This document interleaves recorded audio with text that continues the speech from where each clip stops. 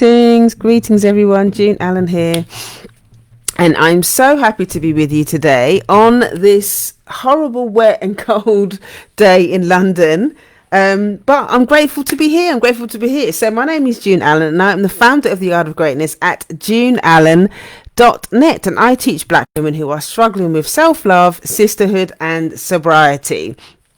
So today's topic is all about how to have more confidence. Okay, what do I do to get more confidence, and how I'm going to share with you how you can do it as well. So hi, thanks for joining. But before I get into that, I'm just going to give you a little bit of a rundown as to what I'm about. If you don't know anything, if you've never been to any of my broadcasts or anything before. So I'm a mum, I'm an entrepreneur, I'm a student psychotherapist, I'm in the last year, hooray. And yeah, I teach black women. I have a black women's mastermind and I empower them to love themselves and to take care of themselves. And I've been doing this work. I started my own personal journey back in 2009. I went into 12-step recovery off the back of a really difficult and painful relationship. And what I learned a lot about myself, and I had an amazing time, just unpacked a lot of stuff. But what was missing was the cultural context. What did it mean for me as a black woman to be doing this work? What does being a black woman as part of the healing process look like? And I wasn't able to answer those questions, and so I became obsessed with reading a lot of stuff, and just trying to find different ways to be able to join the dots between my history and the fact that I'm a black woman still living under the system of racism, how that is part of the conversation around the healing process. So the light bulbs just started going off when I started having those conversations with myself, and I started to feel a lot more confident. I started to feel a lot more self-aware, and then people started asking me a lot more questions about what I'm doing, and I just started to share my journey with people, and it started resonating with a lot of people, particularly black women and stuff like that. And so it was really great to be able to serve the community in that way, and that's how the Art of Greatness got started. And here I am all these years later, nearly qualified as a therapist, and sharing my journey with you, and sharing my tools and everything, so that you can also get what you need as part of this process. So that's a little bit about me, if you don't know anything about what I do. So just a little bit of housekeeping. So on Thursday, as part of the mastermind, I also run a book club. Okay, so we're currently studying this book here, What Mama Couldn't Tell Us About Love. All right, and it doesn't matter if you haven't actually read any of the rest of the book if you want to join, because we focus on the topic and the subjects that come up in each chapter, not necessarily the chapter itself, if that makes sense. So at the moment, we're doing the chapter on anger. And I did a live stream last week on how being an angry black woman can help you heal.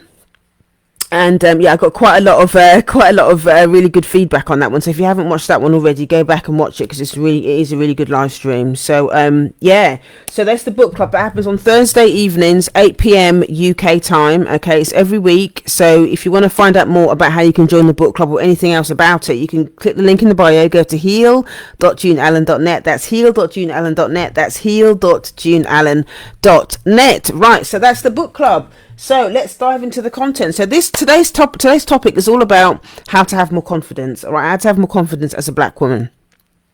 So the first thing that's really, really important is that you need to do the work from the inside out. Okay, let me say that again. You need to do the work, the inner work, from the inside out. And I know there's many of us that we look good on the outside, and we're good at doing our hair, we're good at getting dressed up and all of that kind of stuff, but when it comes to the internal stuff, okay, it's a little bit more challenging. All right, your clothes and your attire should actually be a reflection of what's going on the inside, not a deflection. Okay, your clothes should be reflection, not a deflection of what's going on the inside. Okay, so it's important, when you want to build more confidence, is to really start from what's going on the inside. And I know that's difficult for a lot of people. So sometimes we use the clothes as a deflection, as an escape from what's going on the inside. We feel better about ourselves when we've got a new dress. We feel better about ourselves when we've got, a new haircut or whatever. And that is part of the conversation. But what I'm saying is it shouldn't be a deflection from what's actually going on internally. Okay, so the first thing is you've really got to work from the inside out. Okay, you've got to do the work from the inside out. All right. Number two, the second thing you need to do to have more confidence is you've got to be courageous. Okay, you need to have more courage to be black and to have courage. Okay, to be black and to have confidence, you need courage. Okay, to be black and to be confident, you need courage, because when the world is telling you that you're not good enough, you're ugly, you whatever it is, living under this system, we are going to feel, it makes sense that a lot of us are going to feel bad about ourselves, that we're not going to have really good self-esteem, that we're not going to feel confident about who we are, because a lot of everything around us in the media or whatever is telling us that we're not good enough. Okay, so you need to have courage in order for you to really find out and ask yourself the question, why are you not confident? Okay, is it the media? Is it the external things that are making you feel bad about yourself? Is it people in your family, okay, that are making you feel bad about yourself? When you have the courage to examine what's going on in your head internally, whose voice is it? Is it a parent? Is it a sibling? Is it external, the media, whatever it is? But you've got to have the courage to be able to have that conversation with yourself first and foremost, in order for you to have more courage, in order for you to have more confidence. I'm getting all mixed up now. Yeah, you've got to be willing to have that conversation with yourself, because if you don't have the courage to do it, it's just not going to happen overnight. It's not going to happen overnight. You've got to make a conscious decision to be able to make that choice, and it's not easy. Okay, and courage doesn't mean that you're not scared either. Courage doesn't mean that you're not scared. Sometimes trying to work out and do these things and to have more confidence and to make these choices can feel really scary if you're not used to it, or if you've not done it before, or you've had things that have happened in your life that have made you feel uncomfortable about who you are and you don't know how to step out of it. It takes courage to be able to do that, and it is going to feel uncomfortable.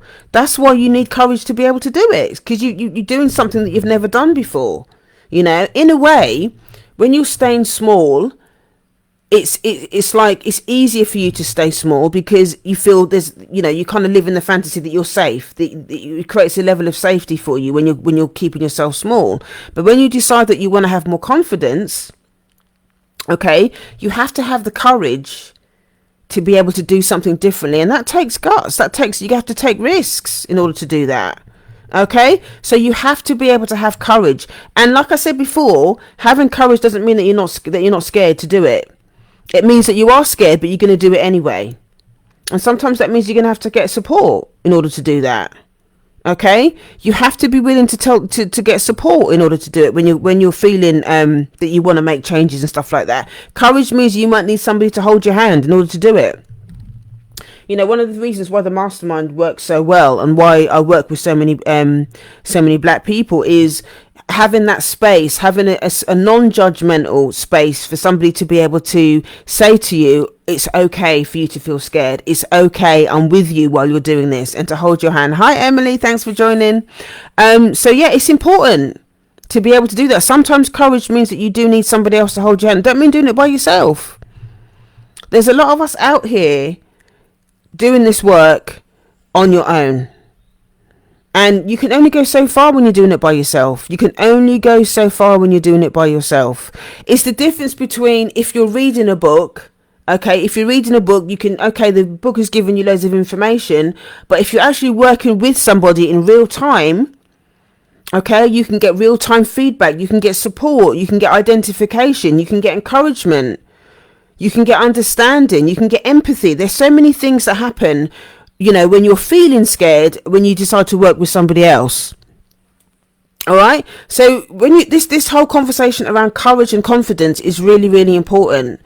Whether and it's going to make a huge choice for you, whether you make the decision to work on your own or whether you're going to do it with somebody else. Okay. But it is really, really important that you think about these things, because again, doing it by yourself, which a lot of women, before they start working with me, for years they've tried to do stuff by themselves. You can only go so far. Okay, so you need the courage to be vulnerable and take risks, okay, and ask for help, so that you can begin to unpack and ask yourself those questions. Why is it that I'm not confident in what I'm doing? All right, so that's number 2. Okay, you need courage. The third thing is, Okay, acceptance. When you can accept where you are in the moment, okay, then that's when you can begin to go, okay, this is the car crash of the situation that I'm in at the moment. This is how I'm feeling like absolute rubbish. Now what? Okay, that's having acceptance. It's accepting that you're a human being. It's accepting that you made mistakes. It's accepting that, okay, this is what this place looks like now. But you can give yourself hope by thinking, okay, I know there's a way out of this. There's a solution to this. I don't have to sit in all of this stuff. I can look at it for what it is and go, okay, I'm having a rock bottom. I'm in this situation, and it's really hard and it's painful, but you don't have to stay there. Okay, so you have the acceptance, and then you make the decision that you're going to do something different. Okay, you're going to do something different. You're accepting where you are. You're accepting who you in terms of your humanity, and then you make the decision that you're going to move on and do something else. You're going to move to the next stage. It's going to help you to get out of that place of low self-esteem and bring you to a better place of feeling more confident. Okay, so acceptance is really important. Really, really important part of the process. Okay, so that's number 3. Number 4 is you've got to be willing to tell the truth, and this is where courage and confidence, come together again. You've got to be willing to tell the truth. And so many of us, it's not that we don't want to tell the truth, but a lot of you are scared to tell the truth, or you don't have a safe space to tell the truth. Okay, you can't be confident in who you are, you can't be grounded in who you are if you're not willing to tell the truth. Because you're always going to be worried about what somebody else says or what somebody else does or how other people are going to react. And it's kind of like counterproductive to you wanting more confidence. You've got to make a decision. Either you're going to tell the truth or you're going to sit in the people pleasing. And when I say tell the truth, it doesn't mean that you're going to go out and just hurt people by saying things that are going to upset people and all the rest of it. There are ways of telling the truth that are safe at the same time. Sometimes telling the truth to certain people is unsafe. Okay, sometimes telling the truth to certain people is unsafe, so you have to make the decision to tell the truth in a space that's safe. That's why I go to therapy. That's why I've created the space for people to come to to come into the mastermind, to do the book club, because it gives them a safe space to be able to share things that they may not be able to share with the people that have hurt them. That's what I mean when I say telling the truth. The first place where people often tell the truth to themselves is in their journal as well. If you haven't started journaling, journaling is a really great way to begin to start to tell the truth to yourself, to begin to unpack what's going on for you, to begin to decide and increase your self-awareness around, okay, well, what do I need? I need to make some decisions about what I need here. I need to make some decisions about what's going on in my life. And so I'm going to start writing this stuff out. Even though it's difficult and it's painful, I'm going to start writing it out, because that's where I can really start to tell the truth to myself. And when I start to tell the truth to myself, it means that there's a chance that, okay, I'm now in acceptance. I've now had the courage to start writing this truth out for me. Now I need to think about what I need to do next. I need to really think about what I need to do next, because telling the truth means that you have to take action. When you're in the reality, it's hard to hide. Okay, when you're in the reality of what's going on, it's harder to hide. So that's why telling the truth is important. And when you start to tell the truth and you start doing the work around that truth, that's when you start to have more confidence. Okay, that's when you start to have more confidence. Tell the truth about who's in your circle at the moment. Who's in your circle at the moment that is helping you tell the truth? Are your circle do your circle want you to tell the truth, or do they want you to keep quiet? Do your circle want you to stay small so that it makes them look good? Because if you start to grow and you start to have more confidence, are the people in your circle going to get upset because you're going to think that you're too big for your britches, or whatever it is? You're too big for you're getting too this and that. What are your circle telling you? Does your circle reflect the confidence that you want? Are they empowering you to be more confident, or are they are they trying to keep you small? They don't want you to change because they want you to stay in the same place. And they might not do it consciously, and there might not be something that that they're doing in a way that because they're bad people. Sometimes people don't want change because they don't like change. They want you to stay the same because it means that they can still stay in the relationship. They can still get their needs met out of the friendship or relationship or whatever it is if you don't change. But in the meantime, you're really unhappy and you're stuck in this friendship, in this relationship that becomes really toxic for you because you're just not feeling confident and you're not being given the room to grow in that friendship or that relationship. So it's important that you also check your circle. Check your circle. Okay, check your circle. This is all part of the importance of telling the truth. And it's not about what they're doing. When you're telling the truth, it's not about what the people in your circle are doing so that you can, deflect and start to blame your circle for you not being more confident. It's not about that. It's about you just reviewing your circle so that you can be honest with yourself about how you've kept yourself small. That's what's important. All right. So that's number 4. Okay, telling the truth. And the 5th way that you can have more confidence, okay, is to reset your values. To think about your values. So your values are the things in your life that you're passionate about. Your values in life are the things that, the things that you need, the things that make you feel good about yourself. Okay, your values are the things that really help you to make good choices. So let me give you an example. So one of my values is community, being able to empower the community. Okay, that's one of my values. Legacy is another important value of mine because I want to build something so that my daughter has something, she has a legacy when she grows up. She has something, whether it's financially, emotionally. I'm trying to build a legacy for her. These are my values. What are your values? Are your values a product of what you've been taught? Have you just taken on your parents' values or your friends' values because that's what they say is right? It's about asking yourself these questions and really figuring out, well, actually, who am I? That's essentially what all of these confidence tools that I've shared with you today are about. They're about you explaining or exploring for yourself, who are you? Who are you? What is the relationship that you have with yourself? Because without you understanding who you are, you ain't going to be confident. Confidence is about understanding and having an acceptance of who you are. And putting yourself at the top of the list. Not in an arrogant way, but putting yourself at the top of the list because you're important. Your needs are important. You deserve to be heard. You deserve to be seen. You deserve to take up space. You deserve to have a voice. And so many of us don't have those things. And that's why we're not confident, because either we didn't have a voice when we were growing up, so we're not used to having a voice, or it might be that you're scared of losing friendships or scared of losing relationships. So you feel like, well, I have to just people please and do what everyone else says because otherwise I'm not going to have any friends, or I'm not going to, and at the end of the day, that happens and at your expense. Then you end up not having any confidence, and you just lose yourself in friendships and relationships. And long term, that's just going to breed resentment.